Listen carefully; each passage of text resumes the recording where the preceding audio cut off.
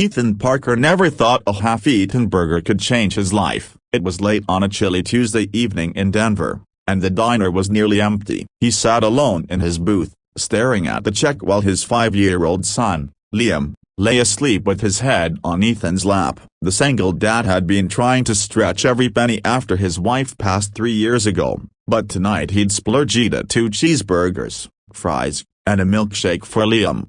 He was about to ask for a box when he heard a small, hesitant voice behind him. "Excuse me, Sir, a broken bar, may we have your leftovers?" He turned. A young woman stood there, maybe late 20s, her coat far too thin for the winter air. Her hand rested protectively on her pregnant belly. Behind her stood 4 little girls, shivering in mismatched jackets, their eyes fixed on the half-eaten plate on Ethan's table. For a moment, he was speechless. The girls looked just like Liam, tired, hungry, clinging to their mom's hand like he used to cling to his own father's. Ethan looked into the woman's eyes. There was shame there, but also a fierce, motherly resolve. He saw himself in her. Or maybe, he saw his late wife Emilia, who'd once walked for miles in a snowstorm just to get Liam cough syrup when they couldn't afford a doctor.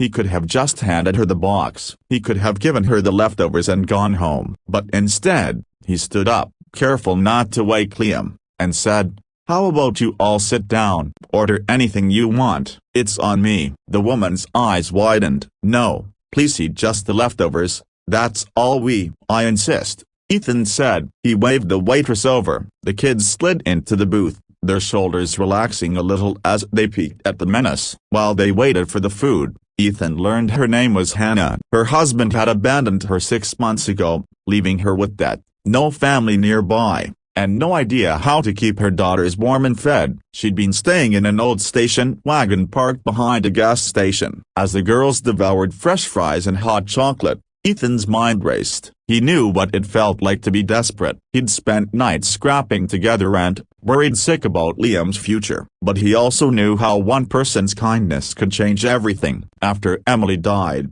his neighbor, Mrs. Foster, had brought him casseroles and offered free babysitting until he got back on his feet. Now it was his turn. When the check came, Ethan paid it all, along with a room at a nearby motel for the week. He slipped the keys across the table. "There's a place for you to sleep tonight. Tomorrow, we'll figure out the rest. I know a guy who might have some work." Hannah's hands trembled as she covered her mouth to hold back tears. The oldest girl leaned over and hugged Ethan's arm, her eyes shining. As he carried Liam out into the snowy night, Ethan realized he wasn't just helping Emma, he was helping the man he'd once been. The man who needed someone to remind him that good people still exist. A month later, Hannah and the girls were staying in a small apartment above the local hardware store, where she worked the register. Ethan checked in on them often. The girls came over on weekends to play with Liam. Their laughter filled Ethan's once empty house. Sometimes, life gives you leftovers, bits of kindness,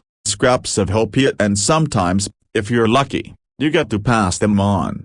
Moral: one warm meal turns strangers into family. In a world so quick to turn away, a single act of compassion can remind us we're all just a version of each other, one choice away from needing, or giving, grace.